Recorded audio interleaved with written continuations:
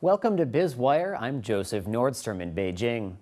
Global management consulting firm Booz & Company on Monday published their annual Global Innovation 1000 study, which says Chinese companies increased their R&D spending by nearly 36% this past year.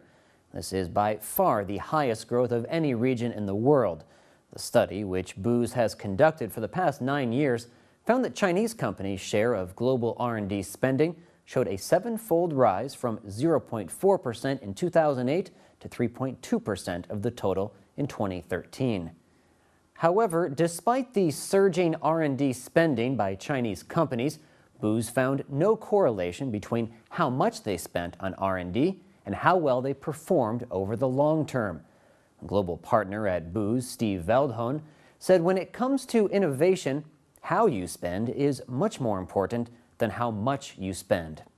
Innovation is one of the key buzzwords flying around China today, with politicians, CEOs, and journalists all helplessly rewording tired cliches about the growth in R&D spending, the number of patent filings or engineering graduates, or on the other side, the theft of intellectual property.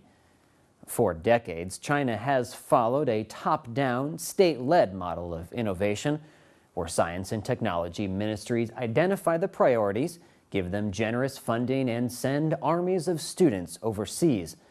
There have been a number of successes, notably in advanced materials, supercomputing, and communications equipment, among others. But for the most part, say a number of economists in and out of China, the problem is too much state control, which stifles creativity and doesn't reward risk-taking.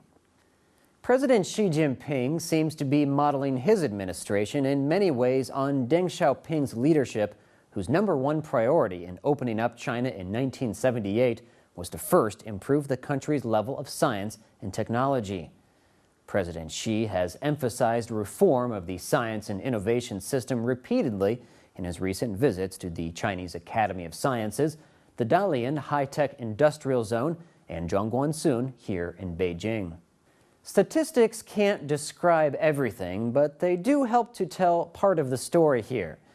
It's been said before, but China's universities graduate more than 10,000 science PhDs every year, and increasing numbers of Chinese scientists working overseas are returning home. McKinsey says China is innovating and that some of its achievements are obvious, for example, like a doubling of the global percentage of patents granted to Chinese inventors since 2005, and the growing role of Chinese firms in the world, for example, its wind and solar power companies.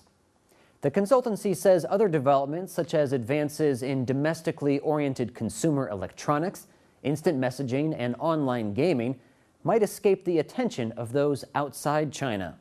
McKinsey and others explain that failure is a required element of innovation, but it isn't the norm in China, where a culture of obedience and adherence to rules prevails in most companies. The consultancy advises that to combat these attitudes, companies must find ways to make initiative-taking more acceptable and better rewarded. Another thing Chinese companies have going for them is a huge domestic market with which to experiment with new products and services. This will give them the scale needed to venture beyond China's borders to compete more effectively on the world stage. McKinsey says it's just a matter of time for China to evolve from a country of incremental innovation based on technology transfers to one where breakthrough innovation is common. And that's when there will be some truly meaningful statistics worth talking about. You're watching Biz Wire on the Blue Ocean Network, China's first and only privately owned broadcast media. All of our stories can be seen on our website, BON.TV/biz-wire. In just a second, we'll continue with more insight into the big picture of China's economy.